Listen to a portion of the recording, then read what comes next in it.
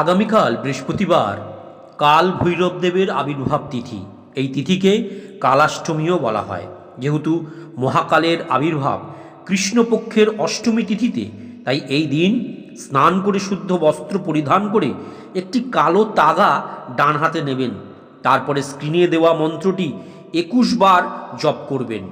এই অষ্টমী তিথি থাকবে সন্ধ্যা 6টা 38 মিনিট পর্যন্ত আগামীকাল বৃহস্পতিবারে। এই সময়ের মধ্যে এই উপায় করবেন। তারপরে পুরুষেরা ডান হাতে ও মহিলারা বাম হাতে এই কালো সুতোটি বা তাগাটি 3 প্যাচ দিয়ে ধারণ করুন। এই রূপ করলে মহাকাল ভৈরব দেবের কৃপায় সকল বিপদ বাধা ফাড়া সংকট দূর হয়ে যায়। শত্রুরা কোনো রকমের ক্ষতি করতে পারে না, সাথে সকল মনস্কামনা দ্রুত পূর্ণ হয়। বিশেষ সমস্যা থাকলে এই মন্ত্র নিত্য জপ করতে পারেন। ওম হ্রিম বটুকায় আপদ উদ্ধারণায়